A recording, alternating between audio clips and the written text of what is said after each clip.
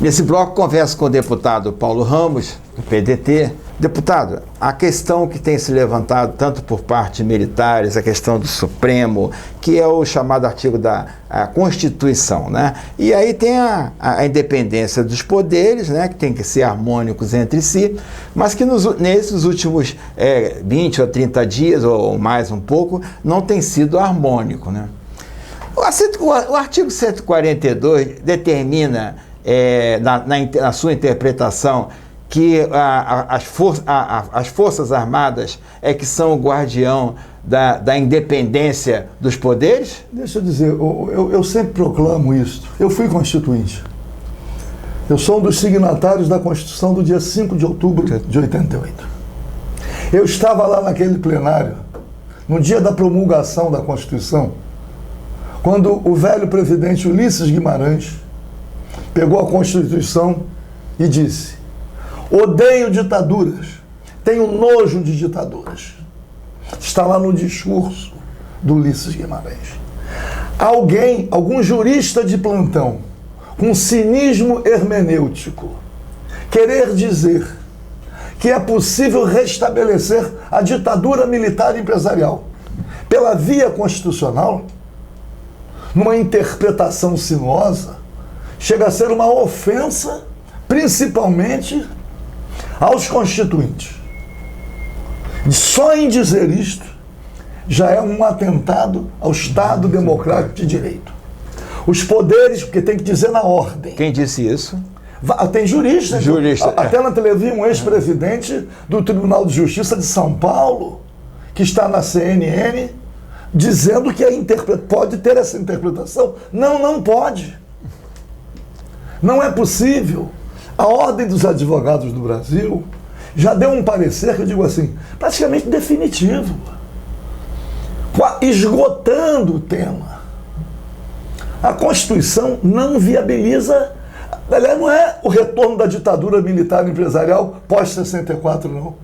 É a prevenção a qualquer ditadura que se pretenda. Ninguém tem dúvidas, hoje, que existe no governo Bolsonaro uma natureza nazifascista e golpista. Isto já está comprovado. O presidente Jair Bolsonaro não consegue governar respeitando a Constituição. Ele não respeita o Estado democrático de direito. Portanto, ele, em vários momentos, ele sinaliza com manobras golpistas a partir do entendimento de que conflito entre poderes, que os poderes são, porque tem que dizer na ordem, eu vejo muitos trocando a ordem, independentes e harmônicos entre si. Foi Montesquieu, né? É isso, porque diz assim, independentes e harmônicos. Só tem harmonia se houver a compreensão sobre a independência. E cada um tem o seu papel. O Poder Executivo tem a sua atribuição, o Poder Judiciário a sua atribuição e o Poder Legislativo a sua atribuição. E nesse conflito agora, quem é? Não é conflito. Quem é de interpretação da Constituição? Deixa eu só complementar.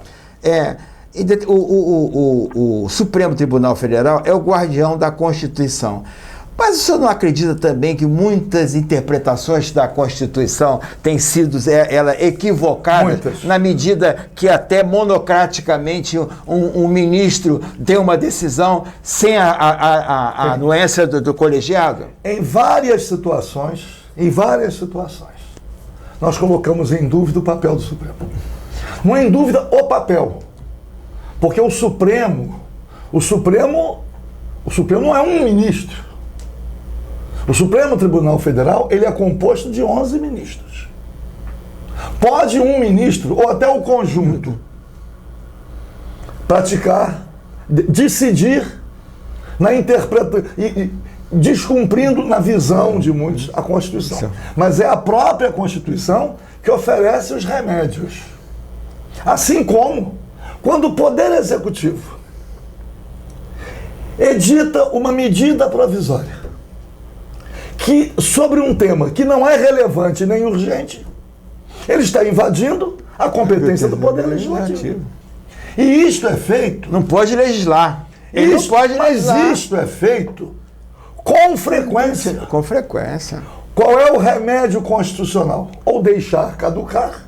Mas a medida provisória entra em vigor imediatamente. Decorrido o prazo, 6 meses.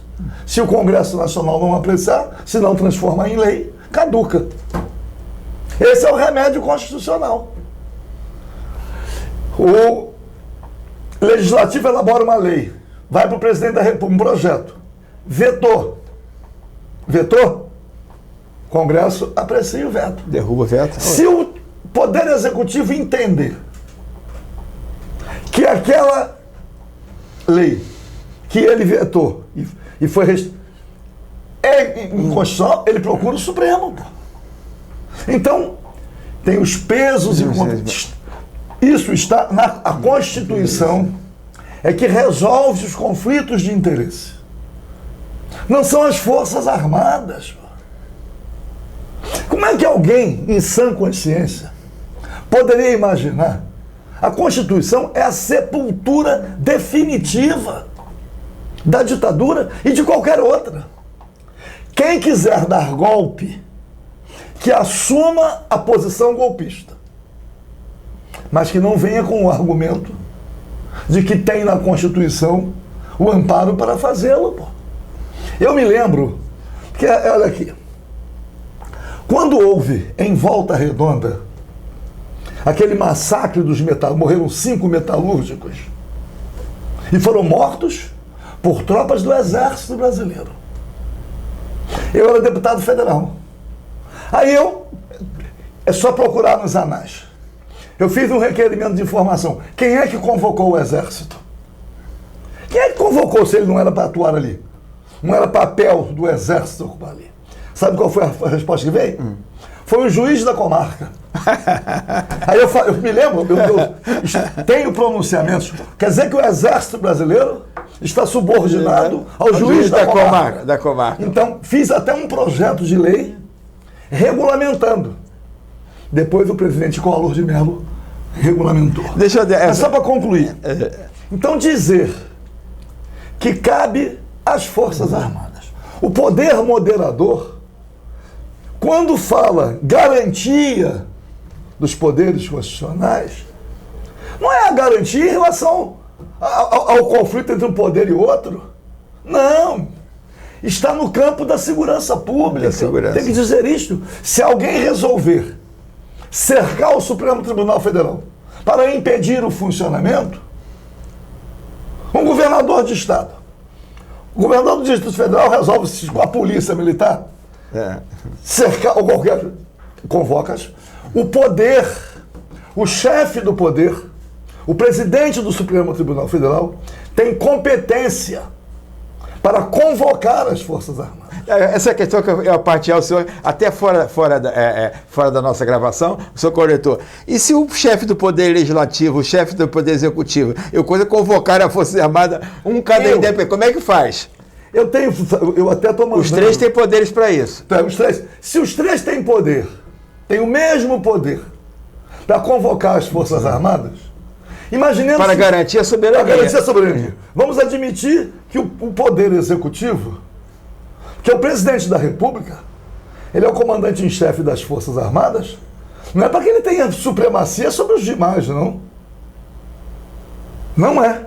Aí diz o seguinte, eu sou do Supremo Tribunal Federal, eu não sou do Poder Legislativo, sou o presidente do Congresso Nacional.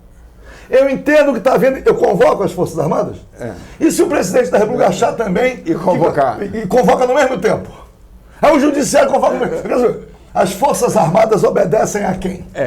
Quem será o moderador? Quem será o moderador? Por quê?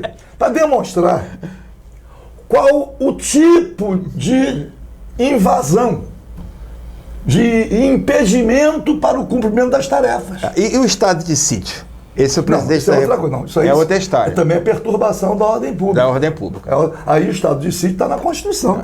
Presidente decreta o estado de sítio. Tem que passar pelo Congresso. Tem que passar pelo Congresso. Claro. É 30 dias, né? É 30 dias. A grande questão, eu digo assim, fora da Constituição não tem salvação. Não tem salvação. É a Constituição que tem que ser respeitada e que tem remédio para os conflitos, inclusive os conflitos entre os poderes. Sem qualquer papel as Forças Armadas não têm atribuição nenhuma em caso de conflito entre os poderes. Mas nenhuma atribuição. Quer dizer, há inclusive manifestações de generais dizendo isso. A Assembleia Nacional Constituinte foi quase que o último ato da resistência democrática para estabelecer uma nova Constituição, novos rumos para o país, e a deixar uma janela aberta para que as Forças Armadas assumissem o poder. Ora, pela via constitucional, é de uma desfaçatez. Eu digo assim, até em homenagem a você, aos todos os jornalistas, o papel da imprensa livre, a liberdade de imprensa. Eu digo assim, a liberdade de imprensa é a luz que ilumina o Estado Democrático de Direito. Mas o Supremo parece estar invadindo isso aí também. Deixa eu lhe dizer, você não pode, e é isso que tem acontecido, eu não posso apreciar, concordar com uma decisão do Supremo quando atende aos meus interesses dos meus amigos. Se contrariar, eu acho que exorbitou. E é o que tem acontecido. Claro que em vários momentos, você pode criticar a decisão. Você pode não concordar com ela. O que você não pode é não cumprir. Deixar de cumprir. Vale a carta magna, né? Você pode não concordar, se revoltar, falar, tá bem. Agora, cumpre e entra com recurso.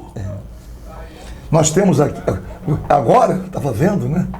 Em algumas situações, o Conselho, as corregedorias de justiça nos tribunais, o Conselho Nacional de Justiça. Agora, a palavra final é do Supremo Tribunal Federal. Obrigado, deputado. E eu que agradeço. Até a próxima. É sempre bom cada vez mais a gente debater com o senhor e aprender um pouco também da história. Então guarde a minha homenagem aos profissionais de comunicação. A imprensa livre é a luz que ilumina o Estado Democrático de Direito. Muito obrigado, deputado Paulo Ramos, do PDT, deputado federal, foi deputado estadual, deputado constituinte. Só para pedir um intervalo comercial, o olho da imprensa é o olho do povo. Isso aí é o dia, e não falamos do meio ambiente. Né? Porra, fugiu. Vê se é para a próxima. Daqui a pouco a gente volta.